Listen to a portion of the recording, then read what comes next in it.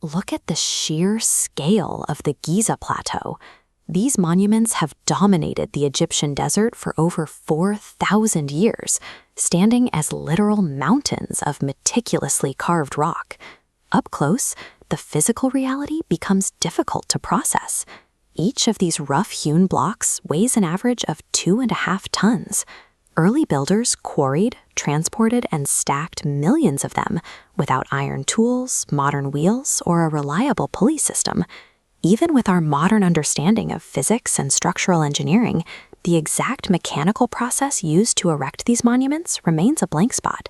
We can run simulations with mud ramps and heavy leverage, but the physical execution by early humans still escapes complete scientific consensus. Slightly shifting tone, analytical. Solving the mystery requires us to pivot from mechanical engineering to social architecture.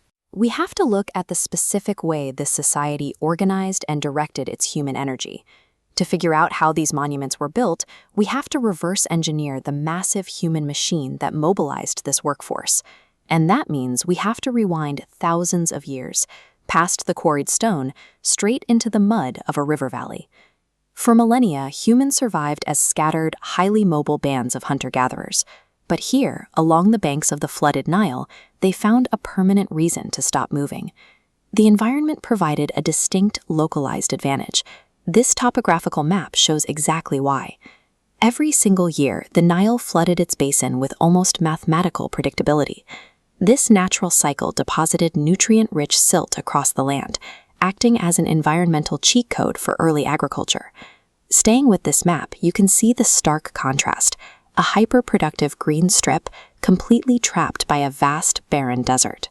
That heavily localized fertile zone allowed farmers to grow far more food than they could consume themselves, generating a massive agricultural surplus. That surplus meant that not everyone had to spend their days hunting or farming. It freed up a significant portion of the population to specialize in entirely new tasks. A society could now support dedicated builders, administrators, and eventually absolute rulers. Calories are the foundation of early empires.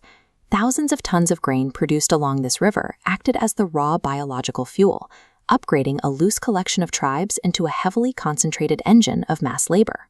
When a population grows that rapidly in a confined, narrow space, you need immediate structure to prevent collapse. You require a strict, codified order to dictate who controls the grain and who performs the manual labor. Control over the grain silos created a new kind of leverage. As the population became entirely dependent on these central reserves, the men who managed them began to claim a higher origin for their authority, eventually manifesting as the living god, the pharaoh. If the ruler operates as a literal god on earth, human mortality doesn't apply to him in the traditional sense.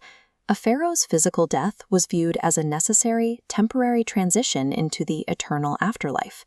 This belief triggered a societal obsession with bodily preservation. Mummification operated as a strict religious mandate. The physical vessel of the god-king had to be preserved so his spirit could successfully navigate that eternal passage. The political hierarchy and the religious doctrine became entirely fused. The laborers working the fields and hauling the stone believed that obeying the pharaoh and preparing for his afterlife was the only thing keeping the entire universe in balance.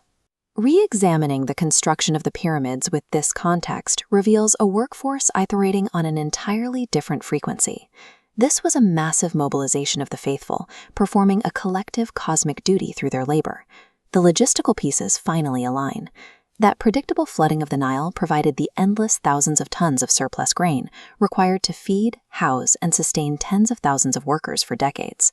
The psychological engine of the pharaoh provided the reason to keep pushing. To physically move millions of multi-ton stones by hand, a society requires a level of collective endurance that only absolute religious conviction can generate.